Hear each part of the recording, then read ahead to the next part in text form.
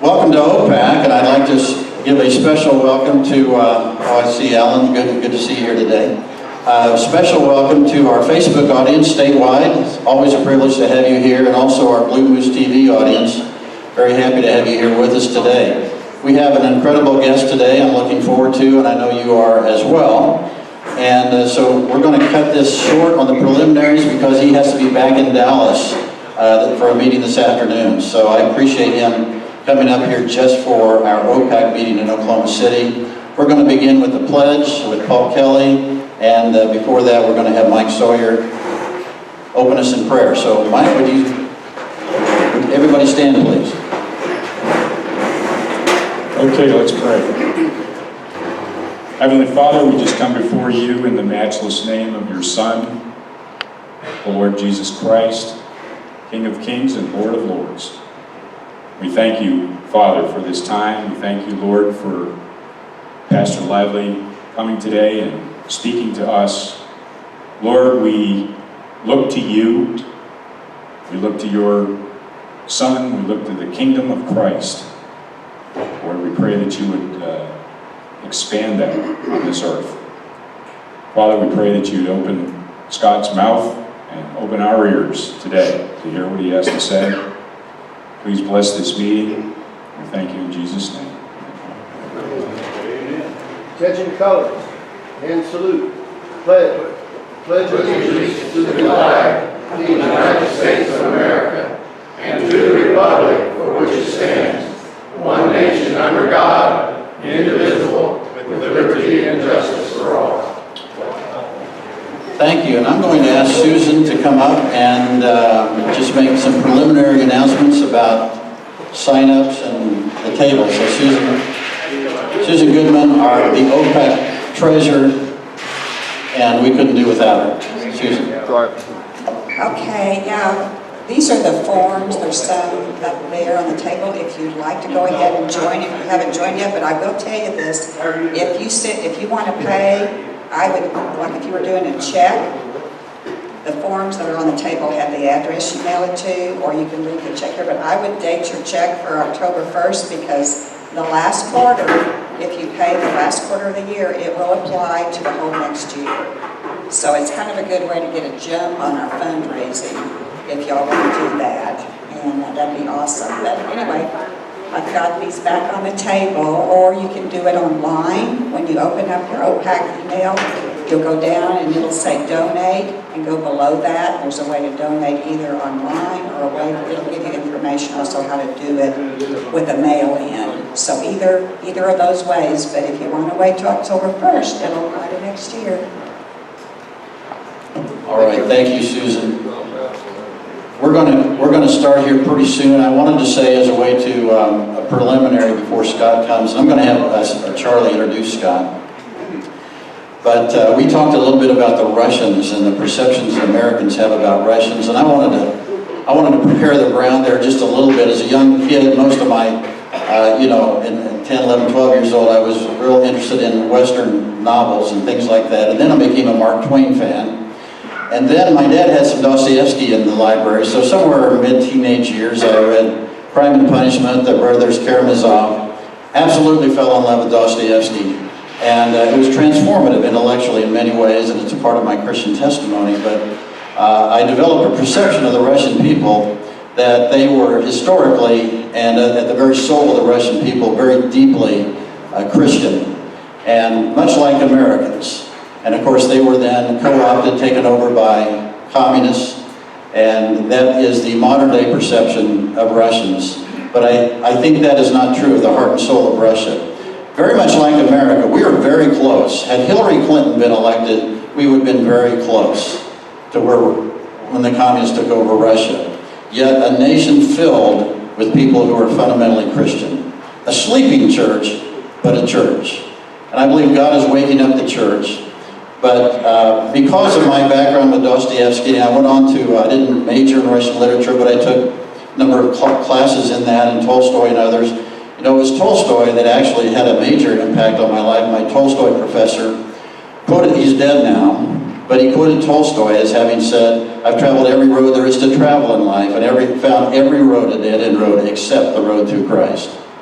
And so there is Russian literature giants, and Dostoevsky would have been right there with him, as I think would have Chekhov. So that's a little bit of background on the Russian culture, and I think Scott may say something about Russians today, I'm not sure. He told me that he's unfettered when he speaks, and he'll say anything he wants, so I don't know what he's going to say. I just hope it has something to do with what I talked about in the email, and something to do with something on this planet. So without further ado, and because Scott does have to leave for Dallas soon, I'm going to introduce our founder, the founder of OCPAC, the reason we're all here, our president emeritus, Charlie Meadows, to make that introduction. Charlie Meadows.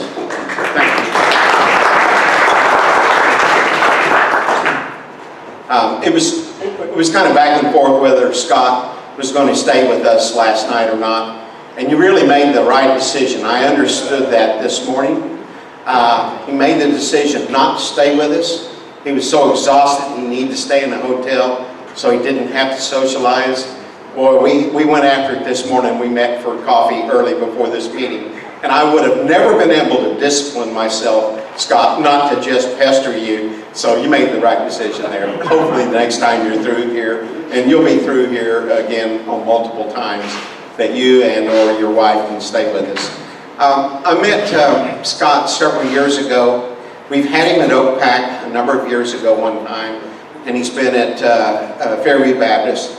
You also held a seminar at a Christian church, Disciples of Christ Church in South Oklahoma City. And I think by the time you finished, they determined they would never have you again.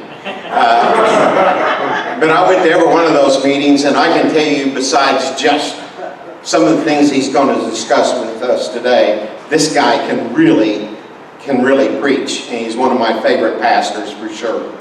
One of the things that I've asked him to do is share a little bit about his testimony, a little bit about his journey as a culture warrior, and particularly some of that overseas. Tie that in with his book, The Pink Swastika, and then tie that into the things that are going on today, including the new Bible college that you're founding in Memphis, Tennessee.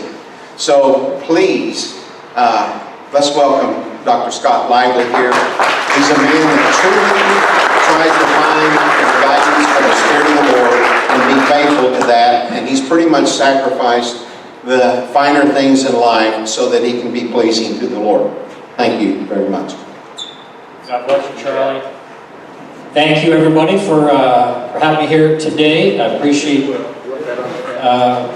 I'm just going to hold it. I'm going to leave my cup over here. I believe in following the leading of the Holy Spirit on a moment-by-moment basis. Yes, I always speak extemporaneously. I'm sorry, that's not good for the guy with the camera, is it? Yeah. So I have to stay in the box. I'm Dr. Scott Lively. I'm a constitutional law attorney and pastor. This is my standard introduction I gave when I ran for governor of Massachusetts in 2018. I got 36.1% of the vote against the most popular governor in America. As a hard-right social pariah, condemned vociferously by the Boston Globe and all the major media of Massachusetts. I got 100,000 votes, spending $140,000, and I made Charlie Baker spend $7 million to get 175,000 votes. And that's all the power of God, and that's in the People's Republic of Massachusetts. And I think a political action committee here in Oklahoma City would appreciate the political aspect of my ministry. I believe that God is sovereign over all the spheres of life. There are no compartments. He's sovereign over business. He's sovereign over politics. He's sovereign over every different sphere that we have, every human institution, and that we need to acknowledge that and act that way, and that's what I try to do in my life. I was the oldest of 6 kids in a Catholic family in Western Massachusetts. When I was 9 or 10 years old, my dad started to develop a very severe mental illness. I retreated into alcoholism at the age of 12 in response to that. I started taking drugs at 14. When I was almost 16, my dad had an armed standoff with the state police in the house that I grew up in. And that afternoon, they took him away in the back of a police cruiser. He never came home again. I was on my own but from the time I was 16 years old, living on the streets. I was in bondage to drugs and alcohol for 16 years, hitchhiked all over the United States, was in all kinds of trouble of every kind you can think of, until finally I got down on my knees and I surrendered my life to Jesus Christ in a secular alcohol and drug rehab center in Portland, Oregon. And I got up off my knees, completely healed and delivered, never to have another desire to take drugs or to drink ever again. All glory to God. And you know, he took me from that place. And I tell you, when I was at the bottom, I was really at the bottom. I slept under bridges. I begged for money on the streets. You know, I was a radical leftist. And all of that changed when I became a Christian. And I went from being on the far left to being a solid Bible-believing Christian. It took a little while. You know, I didn't go to church for the whole first year that I was a Christian. I went to Alcoholics Anonymous, and Jesus was my higher power. And then one day, my wife and I were separated at this time. we'd already had both of our boys when all this stuff came down. When I met her and married her, she sort of lifted me out of the situation that I had been in, and I owe a tremendous amount to what she did. But we were separated in that first year after I came out of treatment, and we were going to get divorced, and because life wasn't working out, and I was beginning to assert my natural male authority. It was creating conflicts in our home with her two sons, my stepsons. And so we were separated, living in separate places, trying to not to damage our kids in any way, but I still wasn't really a practicing believer then. I knew Jesus, but I didn't know anything about Christian life. And then one day I pulled up to an intersection, 82nd Avenue in Powell in Portland, Oregon, and a guy pulled up next to me on a motorcycle, and he took off his helmet, and it was my former drug dealer. And I said, Mark, you know, he wasn't just a dealer, we were in the occult together and all kinds of things. And I said, Mark, no, I don't do that stuff anymore. And literally, I had my hand out like that, and he goes, neither do I, I'm a Christian now. And we went around the corner where there was an AA club, you know, like a bar with no alcohol. And we're sitting there, and he said, Scott, why aren't you going to church? And I said, you know, I tried both kinds of church. I was raised Catholic, and my wife was Episcopalian. I didn't encounter Jesus in either of those places. My wife's Episcopal church was very liberal. And I thought that's all there was. Right? But he said, no, I'm going to a Foursquare church out in the county. Would you come out there with me? I said, no, but there's one right next to the apartment that I was living in. And he said, okay. And then that Sunday, my former drug dealer took me to church for the first time. And I walked through the door, and the music was just phenomenal, you know, worship music. I'd never heard anything like it before. And I didn't miss a Sunday there for the next 5 years. I went back, I got my wife to agree to come back together. After a few Sundays under that pastor, I went back and I said to my wife, I want to get back together, I want to raise our kids according to biblical values. And we got back together and never looked back. And praise God. And I went, praise God, hallelujah. And I went from being the kind of guy that you would see stumbling out from behind an old abandoned building with long greasy hair and leaves hanging in it, maybe some vomit on my clothes from throwing up on myself in the night, right? Literally, I was way down there. Today, I'm standing before you as a licensed attorney in California, although some people would say that's not really much of a step up. But I hold 2 advanced degrees. I hold a Doctor of Theology degree from the Pentecostal Assemblies of God. I actually have a very diverse theological background. Raised Catholic, became pagan in my teens and early 20s, got born again, was in a Foursquare church, got my bachelor's degree from Western Baptist College, very conservative Baptist, got my law degree from Trinity Evangelical Divinity School Law School, which is Reformed, got my THD from the Pentecostal Assemblies of God, and I have preached in probably 40 or 50 different denominations all over the world. I've written 7 books. I've been on more than 1,000 radio and television shows. I've traveled to 63 countries. And God has blessed me with more miracles in my life than anybody else that I personally know. And all this is just simply because I surrendered my life to Him on my knees in that treatment center. I didn't just say, okay, Jesus, please come into my life. I literally gave Him my life, and He made something out of that was not possible for me to have made out of it. And that's the person standing before you today. And very exciting. And so I want to get to the topics that I'm here for, and that is the responsibility that we have as conservatives to stand on the conservative foundation and not give in to the Marxists. Right? You understand what I'm talking about? Right? You know what this is all about. The culture war has always been a conflict between Christians and Marxists. And that's what I want to chat about with today, and I'll bring all these other topics into it as we go. But conservatism, what is the meaning? What's the meaning of the term? What the heck are we trying to conserve?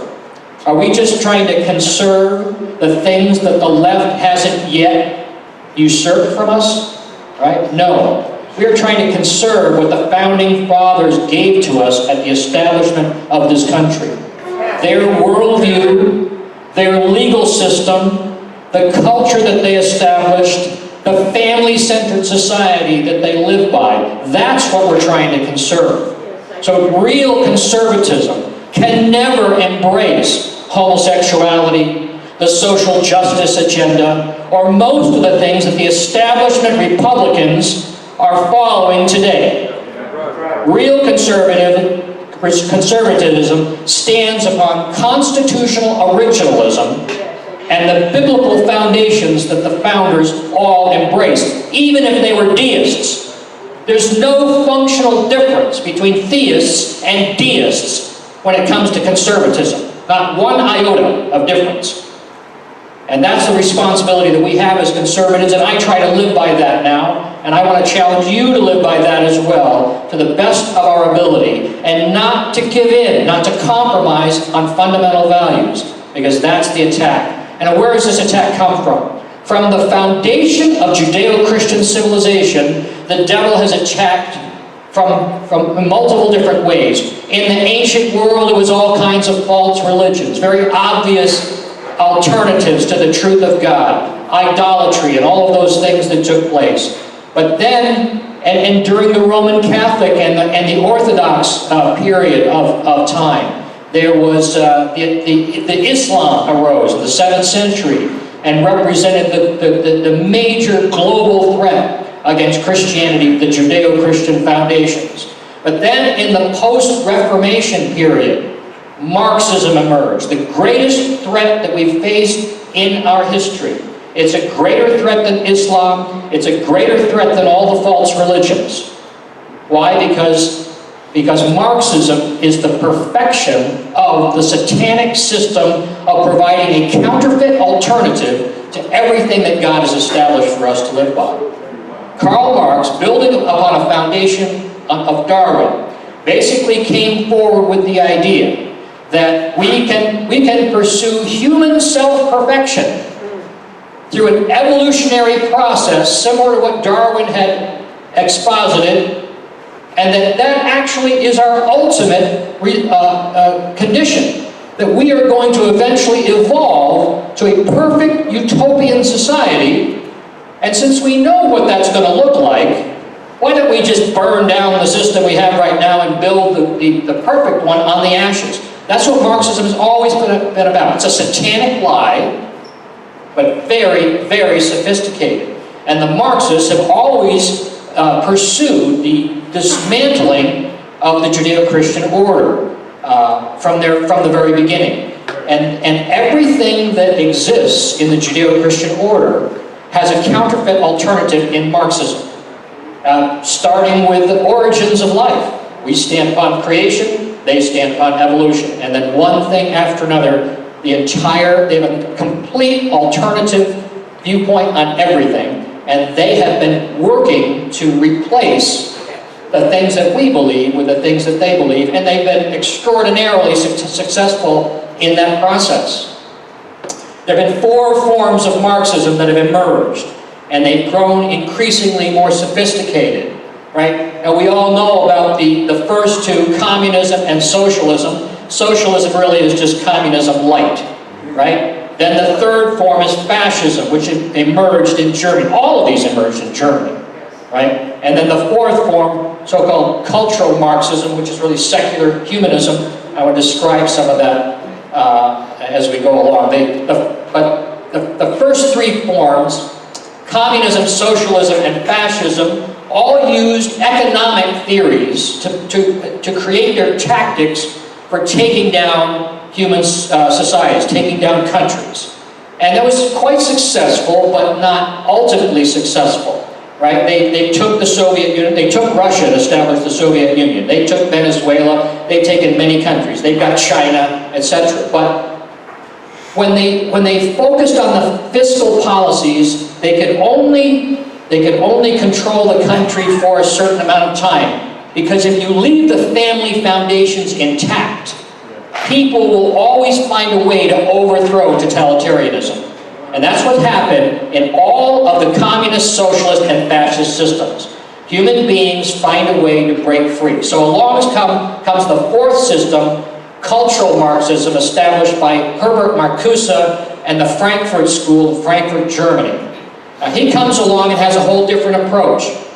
And what he basically does is he brings in the Balaam approach, right? This is something I actually address in this book, The Petros Prophecy. I deal with the whole phenomenon of Balaam. Balaam was the magician that was hired by King Balak of Moab to curse God's people. If you remember the story from the Bible, the Hebrews had been in the wilderness for 40 years, and then after God had allowed all the ones who were too rebellious to go into the Holy Land to die off, then he takes them up the east side of the Jordan, and they're going to enter into the Holy Land by crossing the Jordan River. And they deal with the Midianites, they deal with the Edomites, and then the Moabites are going to be next, and King Balak hires Balaam, says, go and curse God's people. But God doesn't let him do it. But we find out in the book of Hebrews later that even though he wasn't able to curse them, he told Balak how he could get the Hebrews to take themselves down. He said, send in the Moabite women. Get them involved in sexual perversion, and they'll destroy themselves, and that's exactly what happened, right? And because the Moabites, what were the Moabites about? The Moabites were the descendants of one of the daughters of Lot. The Moabites and the Ammonites, right? Those are the 2 children that were born from the incest of Lot's daughters, right? You remember those ancient Bible stories, right? They're both people groups are mamzers, right? They could not be integrated into the Hebrew culture because of that. But by the time this situation happens, when the Jews are going to enter the Holy Land, the Moabites have adopted Canaanite idolatry. The Canaanite demon religion involved 2 things: human sacrifice and sexual perversion, extreme sexual perversion.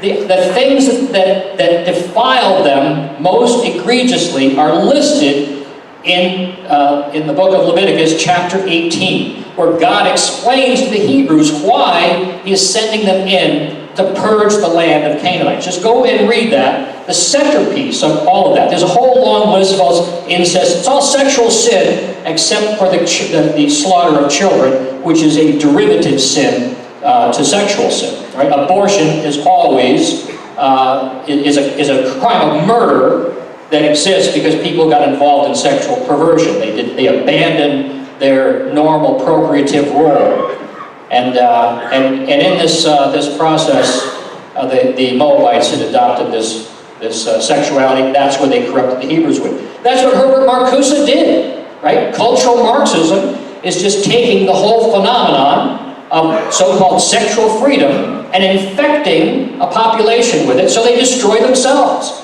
That's what was brought here to this country. Herbert Marcuse left Germany just before Hitler took power. He became the darling of the American intelligentsia. He was at Brandeis, he was at Columbia, he was at Berkeley, all through University of Chicago, right? He was all over, and he was loved by the top strata of the American elites. And they adopted his ideas.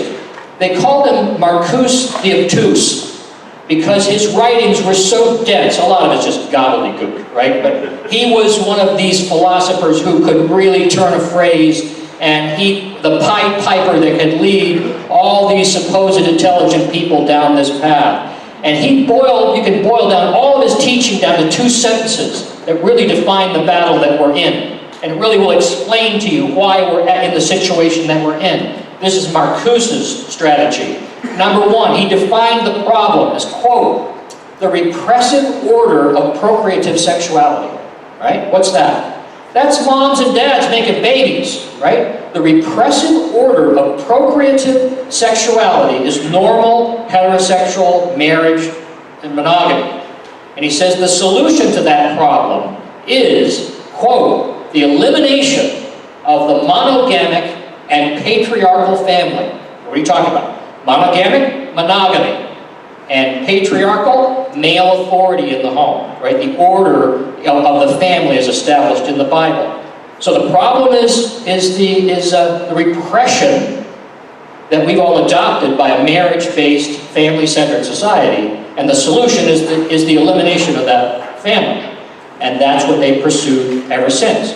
Almost nobody recognizes, even much of the conservative, the top thinkers, don't recognize that the sexual revolution is the key strategy of the Marxists.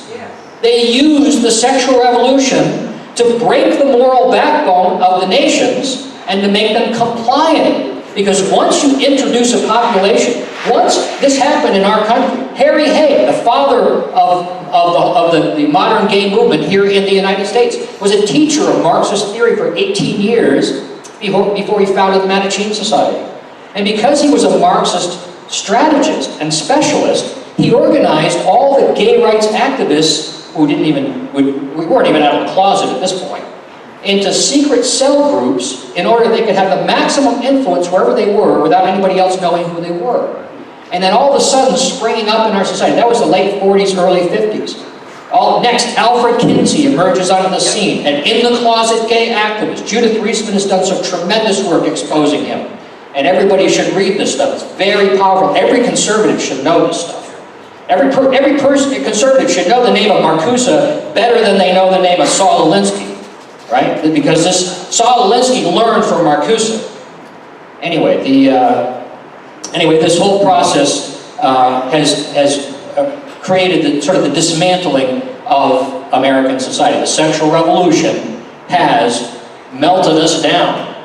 Following Kinsey. Kinsey went to all the elite colleges around the country and promoted the idea of sexual freedom. In fact, he told all these young men, 18 to 22-year-old in all these elite colleges, that they could really be doing their country a favor if they stopped following this repressive order that their parents followed of marriage-based sexuality, and they just started enjoying themselves because sexual repression is the cause of sex crimes like rape. And if you just simply stop repressing yourself and do whatever you want, then you're actually going to be blessing America. We won't have any more sex crimes anymore. This was the kind of stuff coming out of the mouth of Alfred Kinsey, right? And working to normalize everything that is on the sexual radar. And then he was followed by Hugh Hefner, who launched the modern porn industry with Playboy magazine. Playboy magazine just took Kinsey's philosophy and put pictures to it. That's it. He even called himself Kinsey's pamphleteer. Right? This is all documented stuff. And then, because people started doing this, by the 1960s, we had a whole society, when the young people were coming of age, right? We have a whole society of men going from woman to woman to woman, and women going from man to man to man, and all of a sudden, lots of babies are being made, right? So they got to do something to preserve fornication as a social, because this is what the sexual revolution is about. Normalizing sexuality outside of marriage. Fornication, what is that? That's just people having sex together that aren't married, right? And it's so common now, we don't even talk about it anymore, right? Not even the church is talking about it anymore, right? You know things are bad in that case. But back in the 1960s, right, that was going to drive everybody back to the old ways. There were just too many babies being born. 1966, Griswold versus Connecticut establishes contraception on demand. And because people don't always use contraception and it doesn't always work, they have to have a backup system. What's the backup system?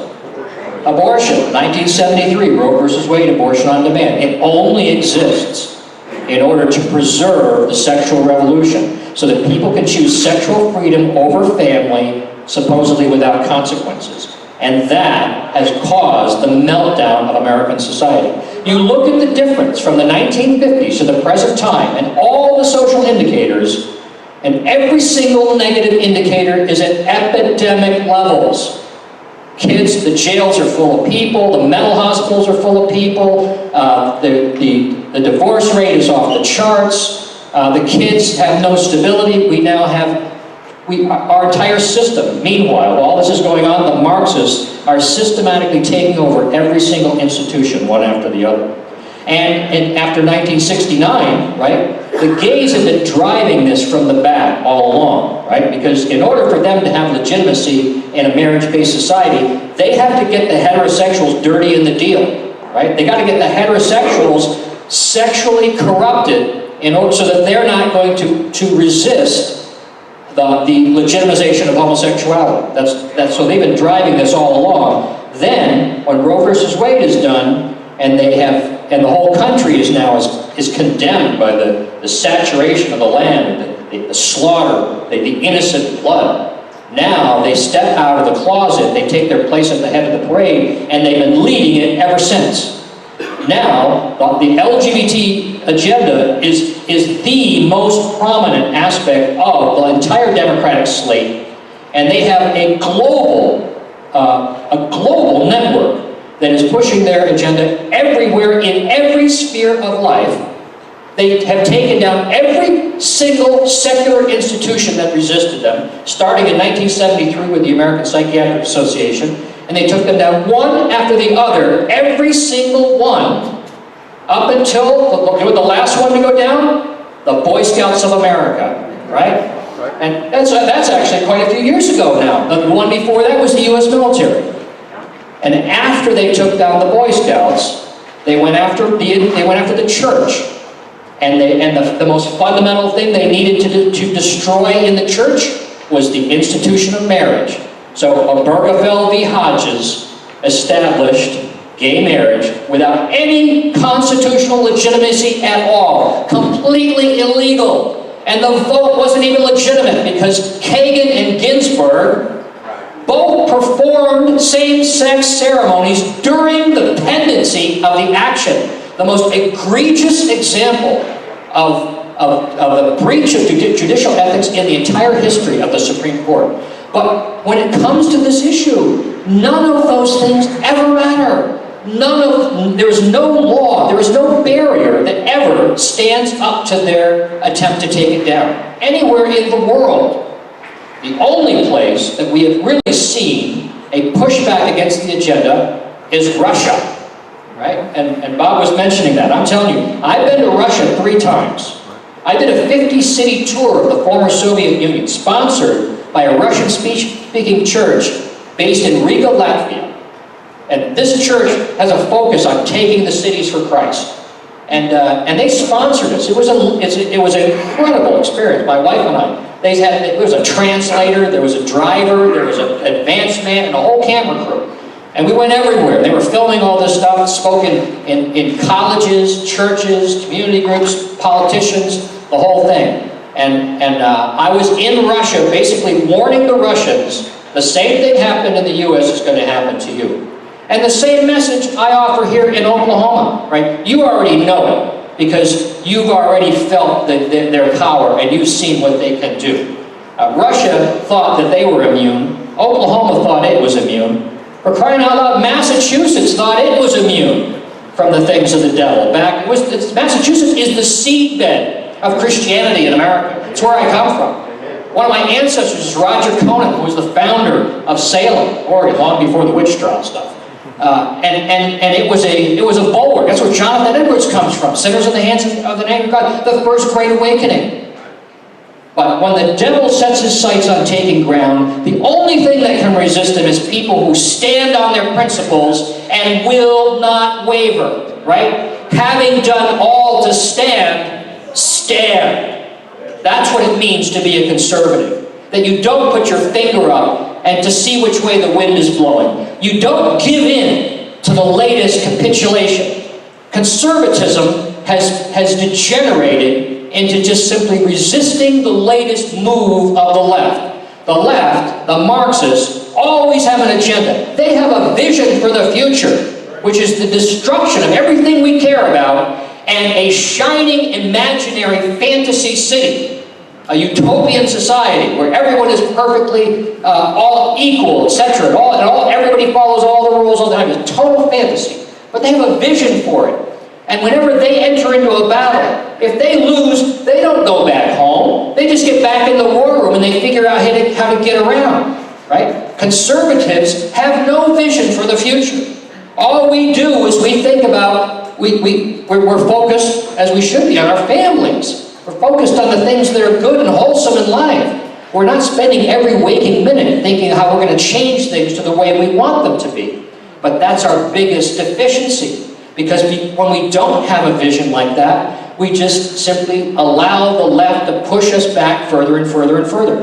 Look at the scenario, going all the way back to the 1950s, when they first started coming out and attacking the idea of the sanctity of marriage, that you should be married to have sex. And we resisted that for a while, and then when they beat us, we took a step back and we drew a line in the sand, and then they came after it. They said, we want to legitimize pornography, and we fought that for a while. We won, and then we lost, and we stepped back and said, now we're going to have a contraception on demand, and now we're going to have abortion on demand, and now we're going to have open homosexuality, and now we're going to have teaching of all kinds of sexual perversion to the kids in the schools, and on and on and on and on. And our heels are at the ocean. There's really nothing left of the sexual conservatism in our law. And where do we go from here? Now they're at the point, they've even beaten us on marriage, a central tenet of Christianity, and they're moving this transgenderism insanity. Insanity! Literally, look at what's going on. What are they doing to these kids? Right? They're literally giving drugs to children that can't even make up their mind about which color Legos they want to play with, right? And they are giving them drugs to block their puberty. This is what happens when we give in to the left, and we have to stop doing that. And what I say is that this is the time to hold firm to what we believe in, to reground ourselves in what conservatism truly stands for, and to not cooperate with those who want to take away the fundamentals, right? We believe in the Second Amendment. We believe in the First Amendment. We believe in the entire Constitution, and we need to stand on it. And we need to resist the worst enemies that we have. It's not the homosexuals. It's not the atheists. It's the establishment Republicans. It's the people that are in our own camp that will sell us out in a heartbeat in order to get a couple extra votes so that they can be the ones to have their hand in the till for a while instead of the Democrats, right? It's not, if you don't have your principles, you don't have anything. You don't have anything, because they'll strip everything from you.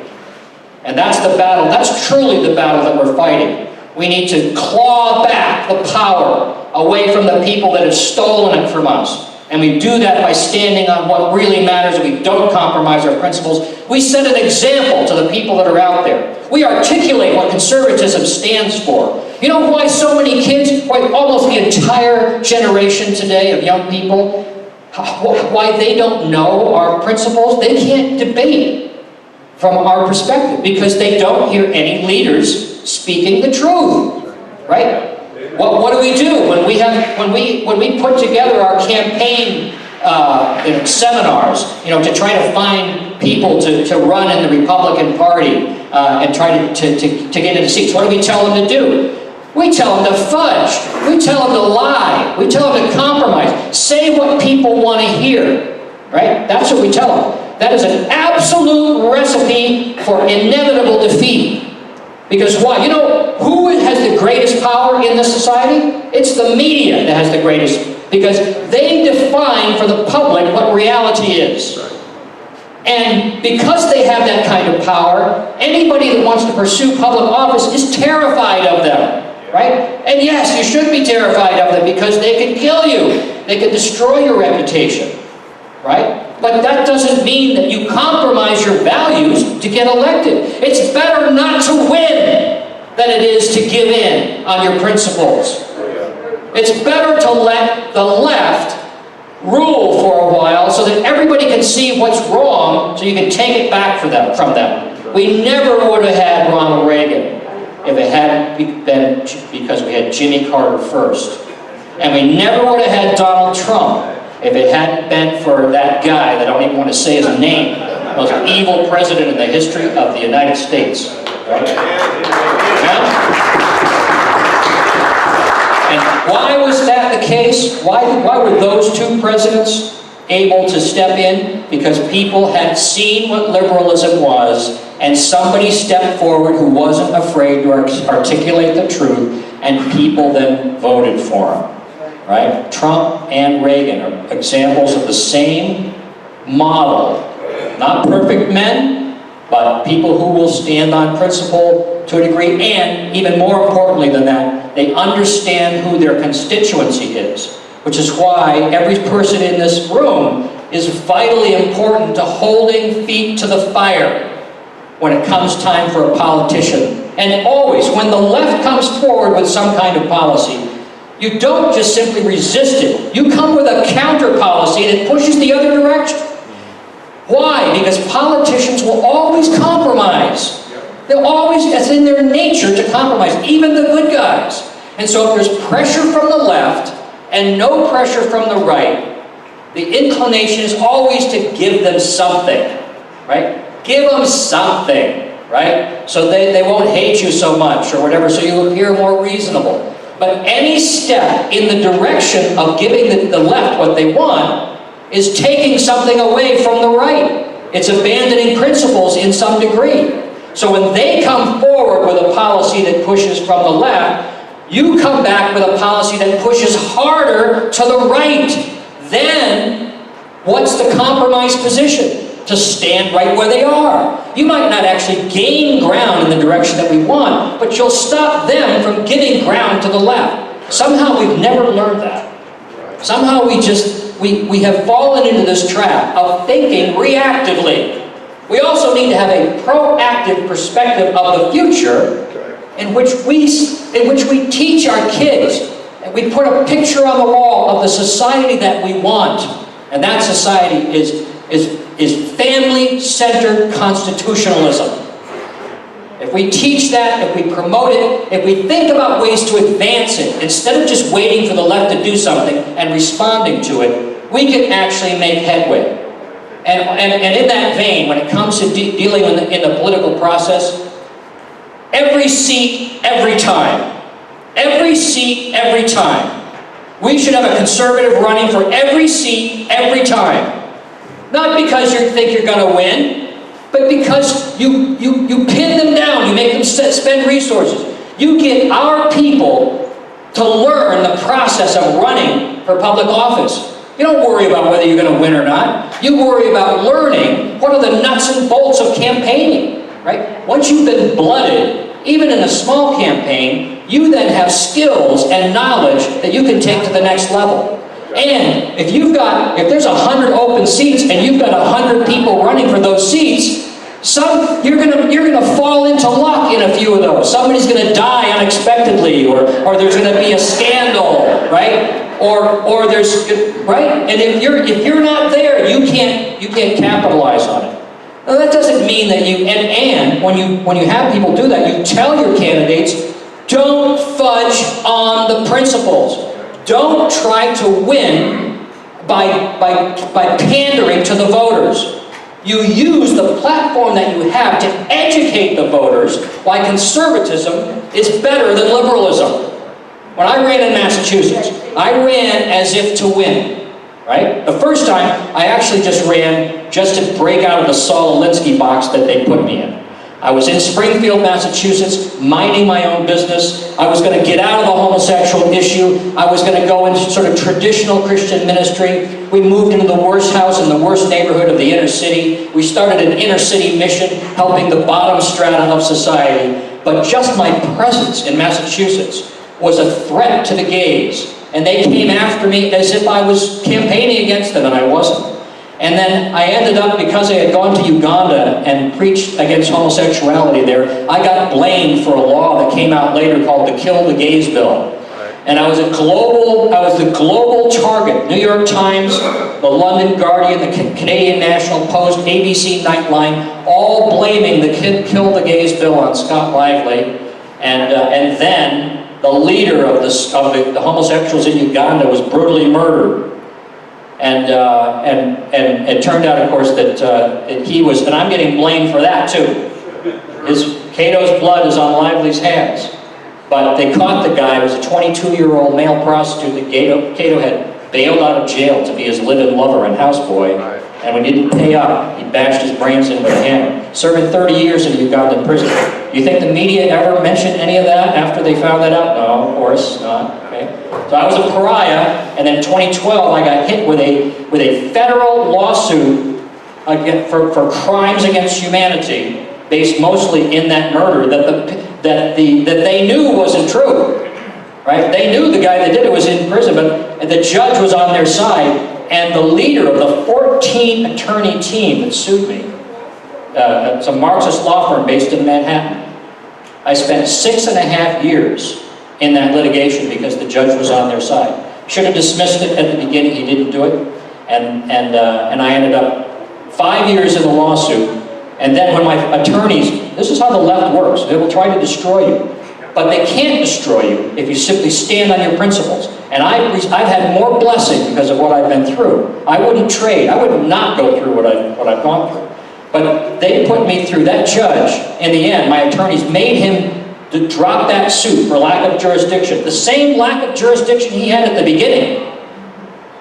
But he wrote the ruling as if, saying I have no jurisdiction. He wrote it as if it was an opinion against me, saying Lively's guilty of crimes against humanity, and making the bogus, completely non-legal argument in the paperwork that the Marxist lawyers said they were going to use around the world to punish people like Scott Lively. We had no choice but to appeal or win. That's another 1.5 years, right? I broke out of the Saul Alinsky box by just simply running for office the first time in 2014. Didn't want to win, told we didn't want to win. Then in 2018 I ran as if to win. But I didn't change my positions one iota. I stood on my principles.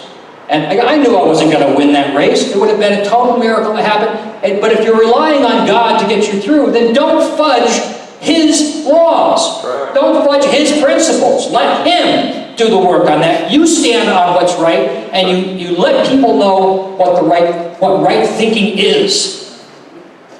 And that is really, that's the message that I have for you today. Is be conservatives. Be conservatives in every aspect of your life. You can even be dietary conservatives. I used to weigh 40 pounds more than I do right now. I decided to become a dietary conservative and just sort of round out the whole system. But anyway, I've got 9 minutes left before I have to hit the road. I'm being interviewed by a reporter for a Seventh-day Adventist magazine in Dallas, and then I'm going to speak at a church that's been using this book. Let me just explain what resources that I have in the few minutes that I have left. I never got around to talking about the pink swastika, but I tell you what, you fill out that subscription form. That's how I survived. I couldn't hold a regular job, right? I couldn't go and work for Sony Corporation or anything like that. They burn the place down, right? So I'm supported by donations, really, which are subscriptions to my newsletter. And I write books, I do speeches and things like that to inspire people to continue to give, to support us. So I would ask you, if you appreciate what I've been saying here today, fill out the form, send it in the mail. I don't have time to wait around for you to put it in my hand. Send in a donation. I'll collect them afterwards. And Charlie will help. This book, The Pink Swastika, is my first book. It's the history of homosexuality in the Nazi Party. There's nothing new under the sun. This is actually what happened in Germany is happening here today, right down to the conflict between the Soviet communists and conservatives, except there really weren't conservatives in Germany. They were two different factions. It was the fascists against the communists, with the socialists actually raised up the fascists to fight the communists. So it's the three early branches of Marxism all fighting against each other. But this is my first book. This is my second book, which is a sequel to that, titled The Poison Stream. And it's excerpts from Samuel Eber's 1945 book, Germany's National Vice, and which we helped launch the Pink Swastika. But it also talks about World War I and other aspects. This is, I think, my fifth book. I lose track of them. This is a textbook. This was actually my doctoral thesis that I reformatted in the form of a textbook so you can understand the history and the tactics of the LGBT movement and how to respond to it. And then this is most recent. This is actually an exposition of 2 Peter chapter 2, in which I define the heresy of the last days that the Apostle Peter warned about as gay theology. And I go through verse by verse. I actually bring in every significant passage on homosexuality in the Bible from Genesis to Revelation and harmonize it in this analysis. And all these are available. Just fill it out, send it in, send a donation if you can, and we will send you whatever book that you want. And you'll begin to get my newsletter. I put it out twice a month, a paper newsletter about what I'm doing. I'll report having been here to my supporters. So, let's see. I got 5 minutes to answer any question you might have. And All right, any questions? Let me get the mic over to you. Anyone else want one of these? I don't have a question. I just wanted to tell you that we have a member called James Taylor from this I know group James. that's doing exactly what you say. Yeah, James Taylor's a good guy. I met him when I first came here, and he is a good guy. Question in the back here. I was going to ask you if you had heard Alexander Solzhenitsyn's speech to Harvard in the 1978 commencement. I have not heard that, but I will say a word about Russia in the interim, and that is I believe that the Russian people are the closest things to American conservatives in the world, having interacted with them, and that most of what Americans believe about Russia is war propaganda that is being perpetuated both. See, this is the purple uniparty that I call it. The elites of the Republican Party and almost the entire Democrat Party are united together at the top. I call it the purple uniparty. And it's the neocons in the Republican Party, and it's the liberals and the Dems, and they cooperate together. When it comes to Russia, they are in lockstep, and they have been, especially under Obama. In fact, the law, let me use the little limited time I have, and I'll just give you as much information as I can before I leave. When I went through that 50-city tour of the Soviet Union, I pitched the idea to them. I said, look, the only way that you're really going to stop this, and what we should have done in the United States, is you have to ban gay propaganda to children, right? That was what and then my last city was St. Petersburg. I published a letter to the Russian people, and I laid that out as one of my recommendations, and sure enough, a few years later, St. Petersburg became the first city to actually adopt a ban on gay propaganda to children. And then it was picked up by a few other cities, and then it became national law. In 2013, right? And that, if you look at your chronology, that's when Obama pulled the pin on the reset, and instead went after to restart the Cold War intentionally running a coup to take out the pro-Russian president in Ukraine, knowing that the Russians had absolutely no choice but to annex the Crimea because of their strategic interest there. It'd be like if Hawaii decided to secede from the U.S., we would never allow it. And then it was also Obama could then point the finger at Russia, blame them as the aggressors, and prevent Eastern Europe from moving back over to the Russian Federation because they were all going to adopt the Russian ban on gay propaganda to kids. There were 5 of them lined up to do it, including Ukraine. And Obama, I believe Obama is a homosexual activist. He's not just pro-gay. Right. He's gay himself. This is the most important issue to him. And the sexual revolution is the most important issue to the globalists. Right. And so this was absolutely essential to them to prevent the Russians from being able to get any favor with American conservatives or with the Eastern Europeans. That's why. And how does that tie in with anything today? As soon as they took down Ukraine, they all rush in, and Biden's son Hunter becomes as the bagman to receive all the money, right? Because they take over the oil fields, the gas fields in Ukraine, right? This stuff is so corrupt. So corrupt. Donald Trump ran on the promise that he was going to have an alliance with the Russians against globalism. It was one of the most exciting ideas of the 2016 campaign. Everybody seems to have forgotten that now because we've had multiple years of non-stop anti-Russian propaganda from Fox News. Fox News is good on some things, but they're neocon on most things, and they're actually gone to the left on a lot. And then, of course, all the leftist media, and they're united in that same anti-Russian theme. Right. Now, they've actually done a lot of damage because they pushed Russia back into a policy where it has no choice but to act as a Cold War opponent again, right? Just the nature of geopolitics, you can't avoid that. But anyway, okay, here we are. One last minute. I'm just going to pray for you guys, and then I'm going to run right out this door. Father in heaven, I thank you so much for every brother and sister that's here today. I ask you, Lord, to bless their families, bless every marriage that's represented here. If people have felt any twinge of guilt or challenge about their own personal lifestyle in any of what I've said today, I pray that would just be a conviction that would lead to repentance.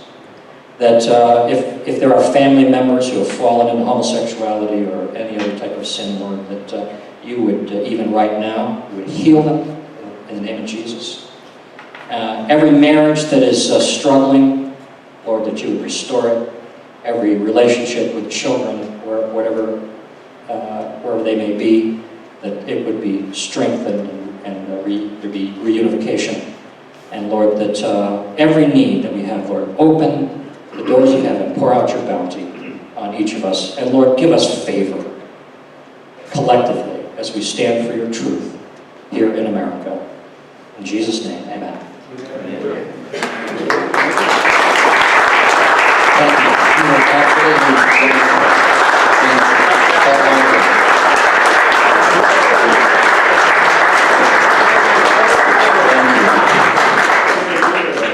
Well, we're having a barrage of standing ovations here at OCPAC, and Scott, this was just wonderful. I appreciate it.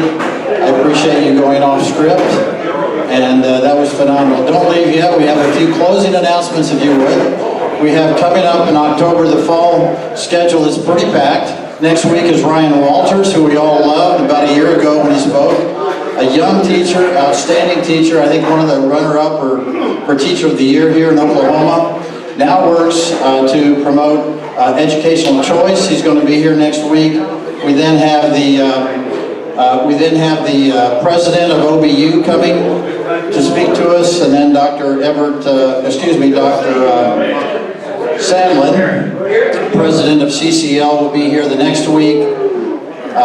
Brigadier General Hopper Smith will be here for a couple of times to talk about reforming agencies, and I think that's going to lead to some exciting things, and we have more than I can remember here today. But also we have the president of the Edmond Women's Republican group here today with us, and they have, tell me again, the name of the conference coming up in October 5 is the Patriots Forum, and if you would see them and register for the forum, they have forms over here at the table, so come over to this table, and I would encourage everyone in the room to sign up for Scott Lively's email list and support him financially. As you can tell, he is one of God's people in the world today, so I would encourage you to sign up on that. We're going to dismiss. We'll assume Scott's prayer dismissed us, and thank you for being here. We'll see you next week. God bless.